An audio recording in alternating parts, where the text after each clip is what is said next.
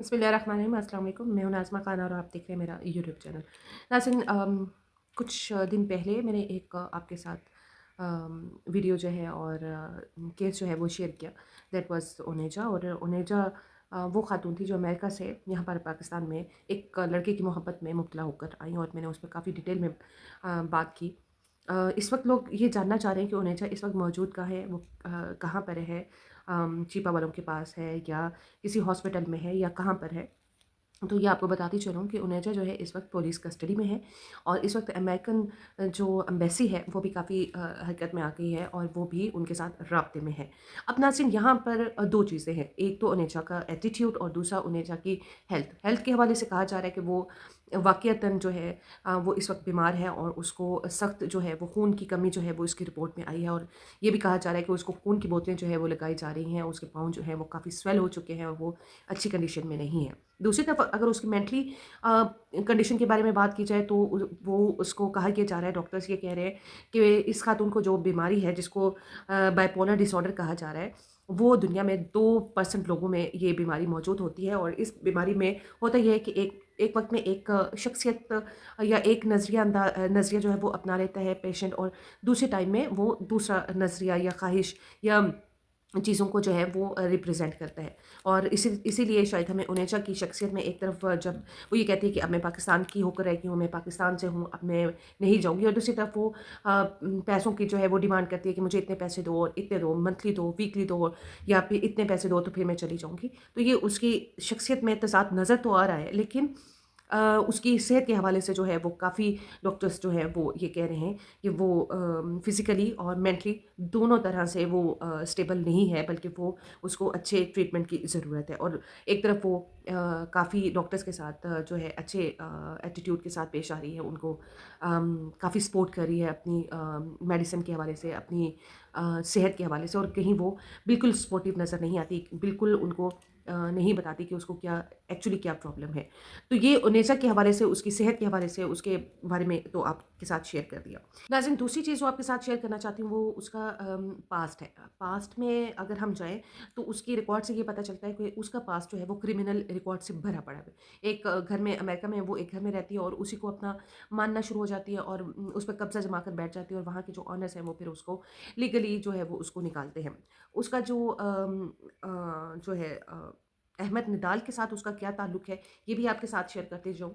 अहमद निडाल की कहानी मैं आपको बताती हूँ, जो कि उसने अपने साइड से जो है वो बयान किया, और वो ये कहता है कि ये इसने अपनी जो चीज़ें, अपनी जो पिक्चर्स, अपनी जो जितना भी मटेरियल जो है वो फेसबुक या सोशल मीडिया के थ्रू इसके साथ शेयर किया, वो टोटली डिफरेंट था।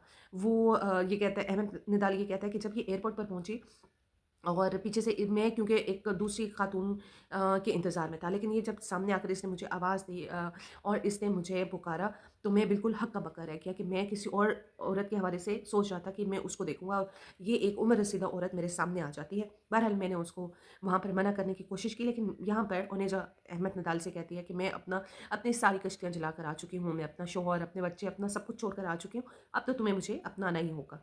बहरहाल अहमद नदाल ये कहता है कि चारों ना चार में मजबूर होकर मैं इसको घर ले आता हूँ, और घर में जब मैं अपने वालिदैन से मिलाता हूँ तो वो इनकार कर देते हैं। अब ये होता है कि अहमद नदाल इससे अपना पीछा छुड़ाना चाहता है, और वो अपनी गाड़ी लेकर बाहर निकलता है, घर से बाहर निकलता है, और जाकर कहीं बाइक से उसकी टक्कर होती है, और वहाँ वो ये कहता है कि अब मुझे इससे बचाओ, मैं इससे पीछा छुड़ाना चाहता हूँ। वो अपनी फैमिली को लेता है और निकल जाता है, गायब होने की कोशिश करता है। ये तो थी अहमद निडाल की कहानी, लेकिन इससे पहले इन दोनों की, उनेजा और अहमद के पीछे एक और कहानी जो है वो है कॉल सेंटर की। जी नाज़रीन, कॉल सेंटर ये वो पॉइंट है जहाँ पर उनेजा और अहमद निडाल की जो है वो मुलाकात मुलाकात या आप ये कह लें गुफ्तगू शुरू होती है, उनकी बातचीत शुरू होती है, उनका ताल्लुक जो है वो यहाँ से स्टार्ट होता है। और स्टार्ट कैसे होता है?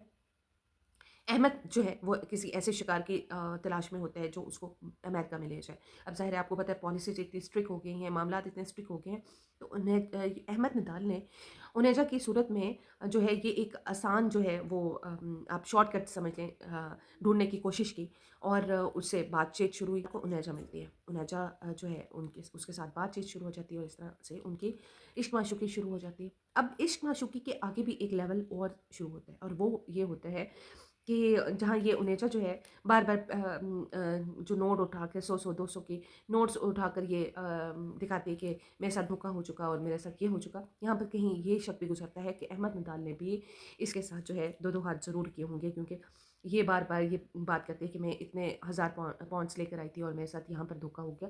तो यहाँ पर बात ये भी है कि अहमद नदाल ने पैसों का जो है उसके साथ उससे कुछ पैसों का लेन-देन किया और इसलिए उन्हें जब बार-बार ये कहती है कि उसको पैसों का जो है यहाँ पर धोखा हुआ है। अब जो अमेरिकन मीडिया है वो वहाँ पर भी उनेजा को काफ़ी जो है वो शोहरत मिल चुकी है। पाकिस्तान, इंडिया, कनाडा हर जगह उनेजा जो है वो एक जानी-मानी हैसियत जो है वो उसको मिल चुकी है। लेकिन नाज़रीन, अमेरिकन मीडिया ये कहता है कि अब हमें ओनेजा की ज़रूरत नहीं है। जो वो जहाँ पर है, वो वहाँ पर ही रहे। लेकिन इसके साथ-साथ पाकिस्तानियों की जो है वो मेहमान नवाज़ी को भी काफ़ी सताइश की निगाह से देखा जा रहा है, उसकी तारीफ़ हो रही है। लेकिन नाज़रीन, यहाँ पर तारीफ़ एक अपनी जगह है, लेकिन असूल एक अपनी जगह है। अगर ओनेजा जो है वो क्रिमिनल माइंड के साथ आती है, क्रिमिनल पास्ट के साथ यहाँ पर पाकिस्तान में किसी ऐसी एक्टिविटी में आती है, तो इलाज करवाना या बाकी मामलात तो चलो ठीक है।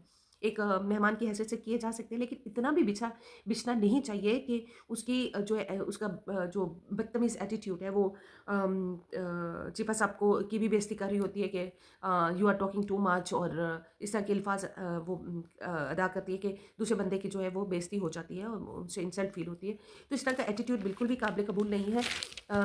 पाकिस्तान एम्बेसी, पाकिस्तान के इदारों को ये देखना चाहिए कि उसकी वीज़ा की जो मियाद है वो कितनी है और वो कब ख़त्म हो रही है और कैसे उसको बाहर भेजना चाहिए, क्योंकि जितना अरसा यहाँ पर रहती रहेगी कुछ ना कुछ सामने आता जाएगा और पाकिस्तान की बेइज़्ती इसमें होती चली जाएगी। तो बेहतर ये है कि ऐसी चीज़ों से बचने से बेहतर है कि उसको उसके वीज़े को देखा जाए, क्योंकि अमेरिकन एम्बेसी तब तक किसी शख्स को बाहर नहीं भेज सकती जब फ़ोर्सफुली, जब तक उसके वीज़े की जो मियाद है वो कंप्लीट ना हो जाए।